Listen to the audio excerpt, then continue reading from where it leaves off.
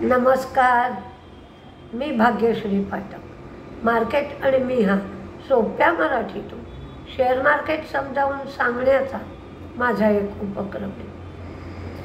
आज मार्केट अत्यंत व्होलटाईल होतं. 17च्या पुढे विक्स गेलं होतं. घटकेत तेजीत, घटकेत मंदी असं मार्केट आज चालू होतं. पण मार्केट संपल्यानंतर आत्ता मी बजाज फायनान्सचा रिझल्ट बघितला, तर बजाज फायनान्सनी धमालच उडवून दिली आहे. एका शेअरचे 2 शेअर स्प्लिट, नंतर एका शेअरवर 4 शेअर बोनस आणि स्पेशल डिव्हिडंड 12 रुपये, फायनल डिव्हिडंड 44 रुपये. म्हणजे डिव्हिडंडही आहे, स्प्लिटही आहे, बोनसही आहे. आता रिझल्ट, प्रॉफिट 3,825 वरनं 4,545 कोटी. नेट इंटरेस्ट इन्कम 8,013 कोटीवरनं 9,807 कोटी. फक्त NPA जर बघितले, ग्रॉस NPA 1.12 वरून 0.96, तर नेट NPA 0.48 वरून 0.44. त्यामुळे रिझल्ट चांगला आहे आणि बाकीच्या गोष्टींची पण खैरात आहे. त्यामुळे उद्या गेले 2 दिवस जसं रिलायन्सने मार्केट सावरलं आहे, तसंच बजाज फायनान्स मार्केट सावरेल. प्राज इंडस्ट्रीचा काही रिझल्ट चांगला आला नाही आहे. प्रॉफिट कमी झाले, रेव्हेन्यू कमी झाला आहे. पण प्राज इंडस्ट्रीने 6 रुपये डिव्हिडंड दिलं आहे. विशाल मेगा मार्टचा आत्ता रिझल्ट चालूच आहे. त्यांचं प्रॉफिट वाढलं आहे, रेव्हेन्यू वाढलं आहे. बाकीचा रिझल्ट मात्र मला पाहता आला नाही.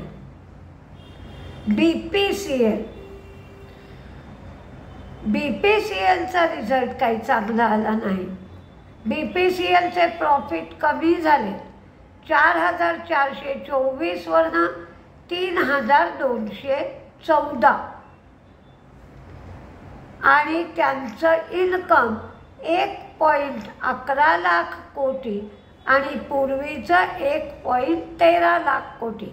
म्हणजे इन्कमही कमी झालं आहे, प्रॉफिटही कमी झालं आहे.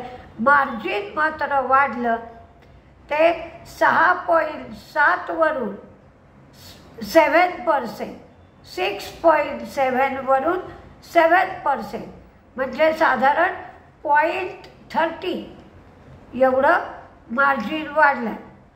शनिवारी 3 मेला ते QIP करायचा का फॉलो ऑन पब्लिक इश्यू आणायचा की राईट्सच्या माध्यमातून निधी उभा करायचा, यावर शनिवारी 3 मे रोजी BPCLची मॅनेजमेंट विचार करणार आहे.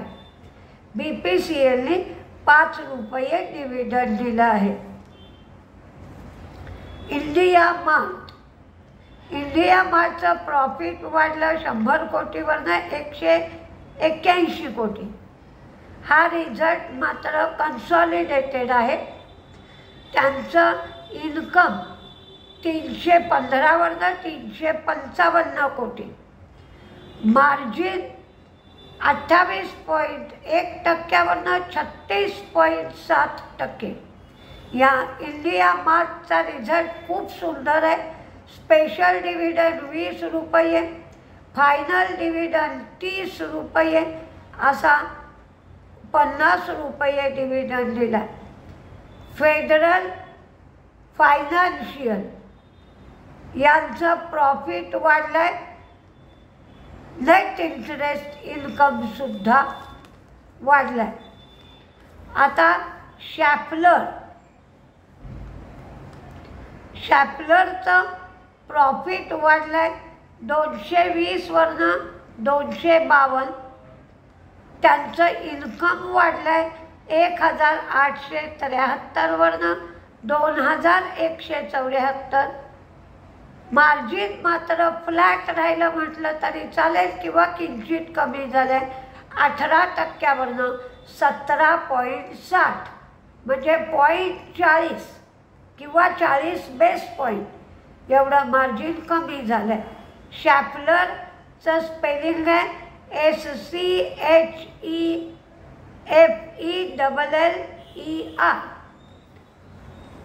तर तुम्हाला पाहिजे तर तुम्ही बघू शकता. NBCCला मेघालय टाउनशिप उभं करण्यासाठी नॉर्थ ईस्टर्न इलेक्ट्रिक कंपनीकडून 131 कोटीची ऑर्डर मिळाली. PCBLचा रिझल्ट चांगला नाही आला, प्रॉफिट कमी झालं, मार्जिन कमी झालं, रेव्हेन्यू मात्र वाढलं. अंबुजा सिमेंटचा रिझल्ट वर करणे चांगला दिसतोय, पण त्याच्यात अदर इन्कम भरपूर आहे, त्यामुळे रिझल्ट लागल्यावर शेअर पडला. प्रॉफिट 532 वरनं 928 कोटी, तर इन्कम 4764 कोटीवरनं 5670 कोटी. डिव्हिडंड 2च रुपये दिला. त्यांचं मार्जिन 18.4 वरनं 18.9. सेल्स व्हॉल्यूम ग्रोथ 13% झाली आहे आणि सेल्स 18.7 MMT एवढे झाले. पण अदर इन्कम जे आहे ते 177 कोटीवरनं 442 कोटी एवढा अदर इन्कम झाले, म्हणजे साधारण 250 ते 280 कोटी जादा इन्कमचा समावेश त्या प्रॉफिटमध्ये आहे. व्हर्लपूलची जी पेरेंट कंपनी आहे ती व्हर्लपूल इंडियामधला त्यांचा स्टेक कमी करणार आहे, म्हणून आज व्हर्लपूलचा शेअर तेजीत होता.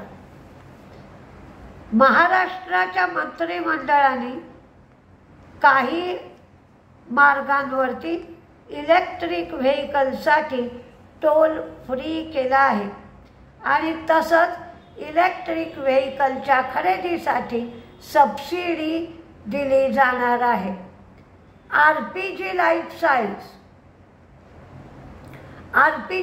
सायन्सचं सुद्धा तसंच प्रॉफिट वाढलं आहे, रेव्हेन्यू वाढलं आहे, पण अदर इन्कम किंवा वन टाईम गेन 109 कोटीचा त्यांना झाला आहे.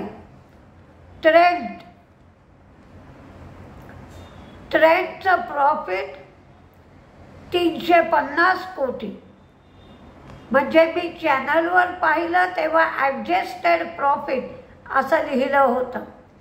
रेव्हेन्यू 4106 कोटी, मार्जिन 16%, 5 रुपये डिव्हिडंड ट्रेंडने दिला आहे.